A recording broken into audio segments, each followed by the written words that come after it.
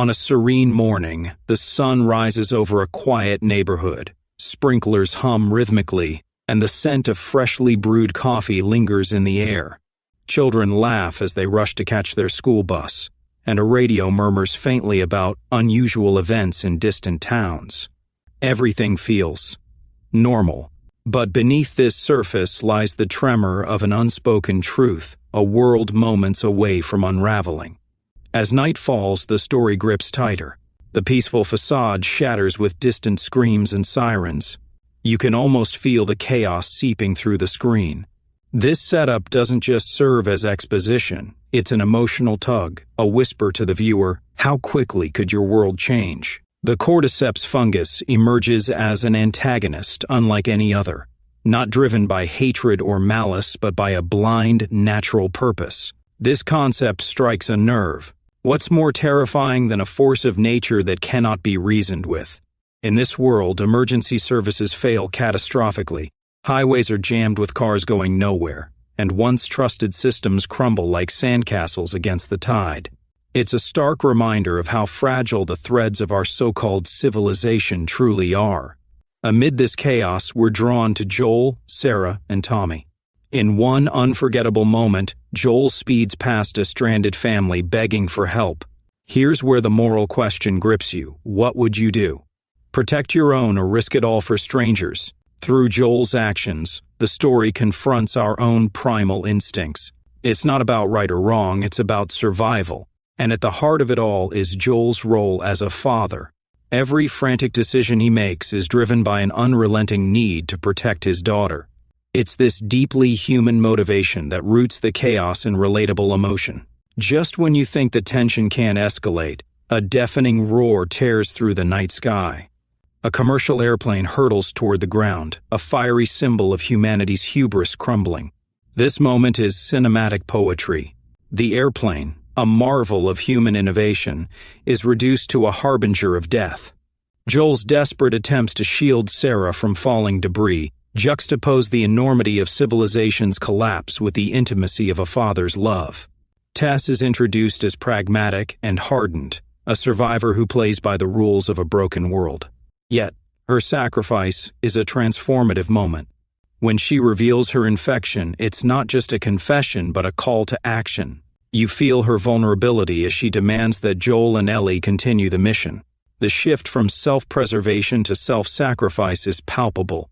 Tess is no longer just surviving, she's choosing to give her life meaning.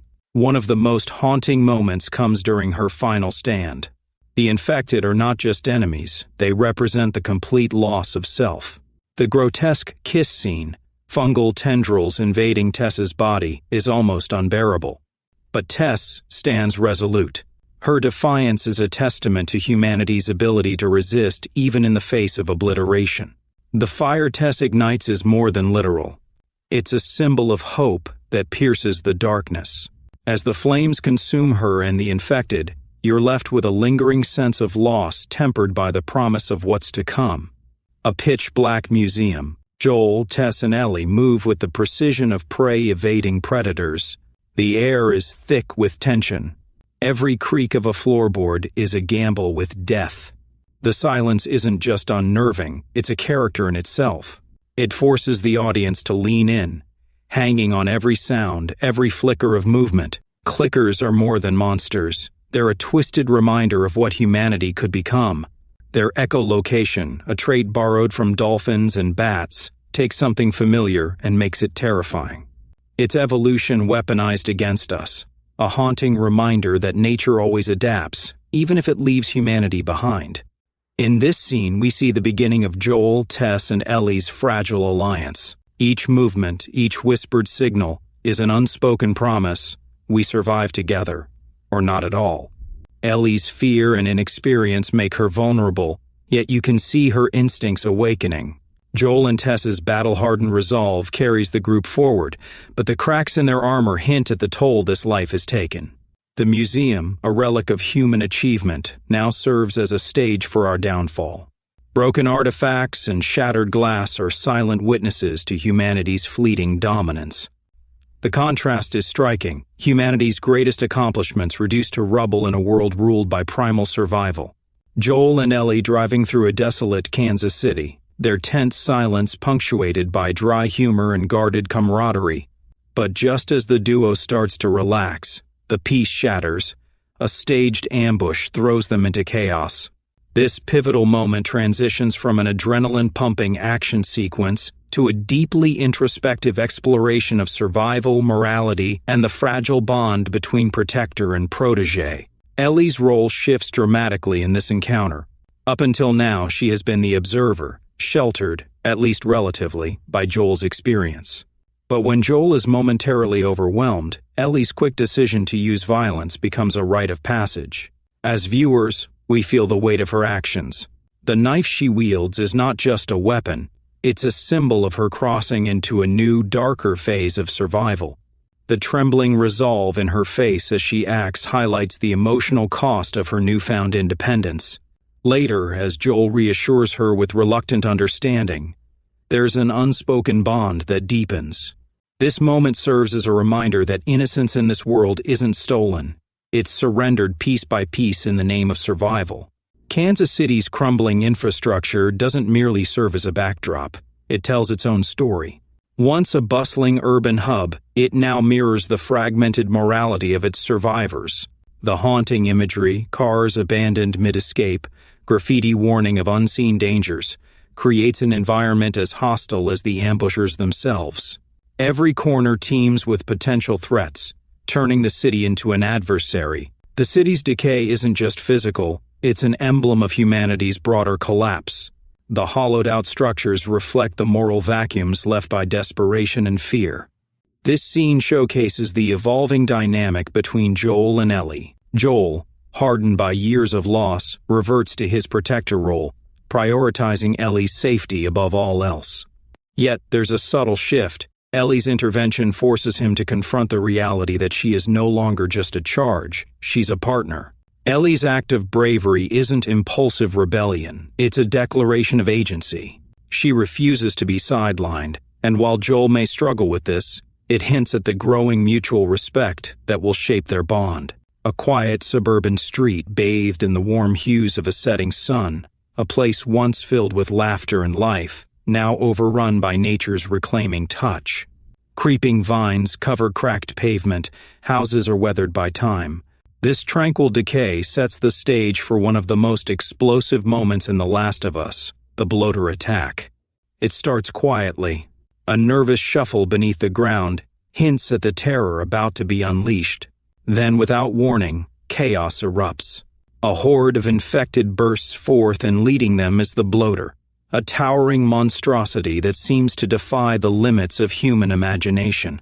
As viewers, we're thrown into a storm of action, horror, and heartbreak, where survival demands not just strength but resourcefulness, love, and an almost cruel twist of fate. Let's examine the bloater. What makes it so terrifying? Its hulking form, armored in fungal growth, isn't just a feat of creature design. It's a haunting metaphor. This is nature unbridled, evolved to its most destructive potential. The bloater symbolizes more than infection, it's a consequence. Kathleen's militia, blinded by vengeance, focused on internal strife rather than the lurking danger. Their negligence became fertile ground for this nightmare to thrive. Through the bloater, the show warns us about the costs of division and distraction in the face of existential threats. While humanity battles itself, nature doesn't just survive, it evolves, adapts, and eventually consumes. The streets become a war zone. Kathleen's militia, disciplined but rigid, fights desperately against the infected's chaotic assault. Kathleen herself is emblematic of obsession. Her focus on revenge against Henry blinds her to the larger threat, sealing her fate. Here lies the genius of this scene. It's not just bodies clashing. It's control versus chaos, order versus nature. The infected are mindless yet unstoppable, driven only by primal instincts. Kathleen's forces, though organized, are consumed by their leader's vendetta. The clash asks us, what's more dangerous, nature's relentless aggression or humanity's destructive selfishness? Suburbs are universal symbols of safety and community. Watching these familiar spaces transform into battlegrounds is deeply unsettling. Picture the details. Children's bicycles abandoned on lawns, windows shattered, and walls smeared with signs of struggle. The scene invites us to reflect on how fragile our world is and how quickly order can dissolve into chaos. In the chaos, the camera finds Ellie, Sam, and Henry. Their desperate fight for survival becomes the emotional anchor of the scene. Henry's every decision is guided by his love for Sam. This bond, a mix of responsibility, fear, and unyielding devotion, cuts through the chaos, reminding us what truly matters in this shattered world. The bloater's design is pure nightmare fuel. Towering over its prey, its fungal armor cracks and shifts with every movement, emitting unsettling noises that stick with you. Its deep guttural roars resonate with primal fear, while its deliberate movements exude confidence. This creature doesn't chase, it dominates. The scene's crescendo comes with Perry's death. The bloater tears through him with brutal efficiency, a moment so viscerally shocking it leaves us breathless. This act isn't just about horror, it's a reminder of the merciless reality in this world. What would you sacrifice for love? Joel isn't just navigating hospital corridors, he's traversing the shadowy depths of his own soul. Each calculated step and every pull of the trigger feels like peeling away the last remnants of his humanity.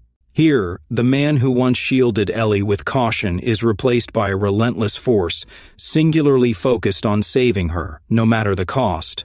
In this scene, there's no room for dialogue.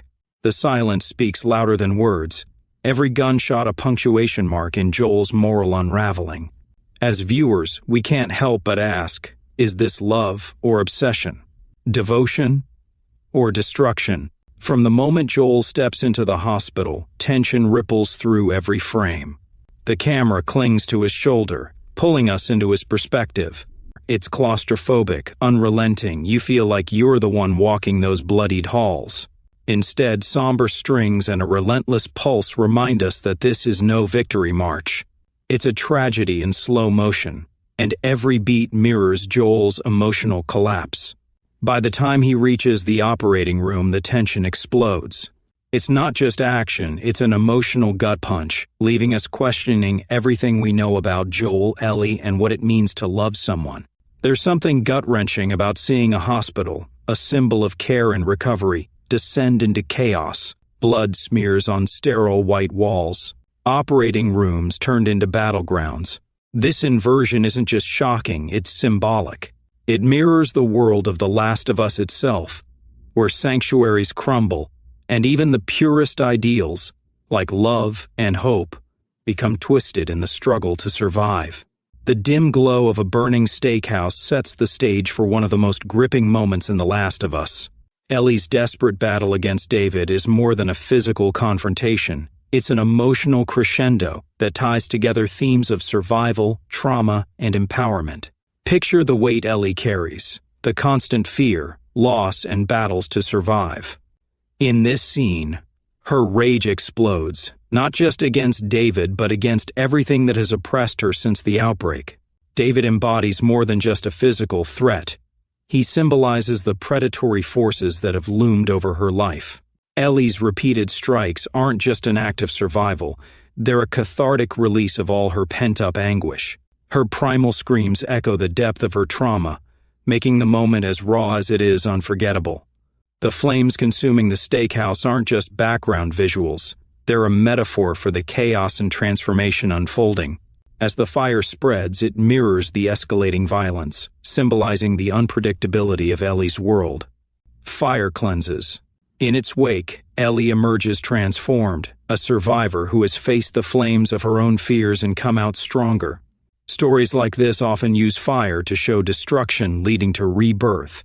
Ellie walking away from the flames is a powerful visual, signifying her resilience. David's chilling duality, a composed leader masking a predator, is a stark reminder of how morality collapses in the apocalypse. His interactions with Ellie highlight the blurred line between protector and predator, forcing us to question the nature of power in a lawless world.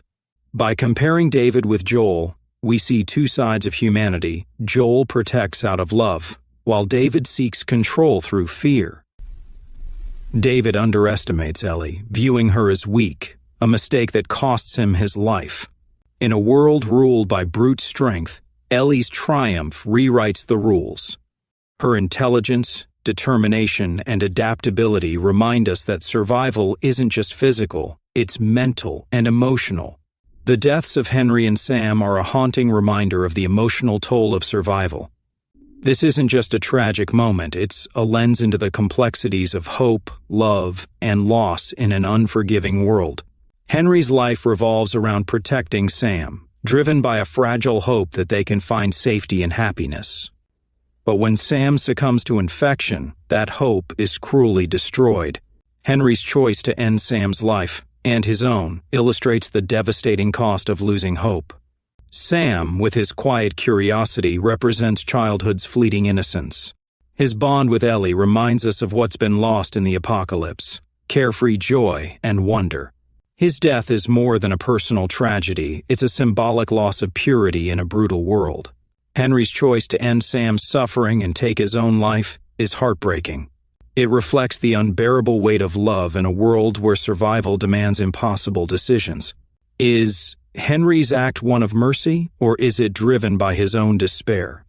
The ambiguity forces us to confront the gray areas of morality in such a bleak setting. Sam's hearing impairment adds depth to the story, highlighting challenges faced by individuals with disabilities in a world without support systems. Yet, it's also a testament to resilience. Henry and Sam's bond, built on love and ingenuity, shows that survival is about more than physical strength. Henry and Sam's deaths leave an indelible mark on Joel and Ellie. For Joel, it's a painful reminder of the cost of attachment. For Ellie, it's a harsh lesson in the fragility of life. Together, they carry the weight of this tragedy, their bond growing stronger as they navigate the brutal world. What's your most unforgettable moment from The Last of Us? Share it in the comments. If you enjoyed this video, check out this other clip.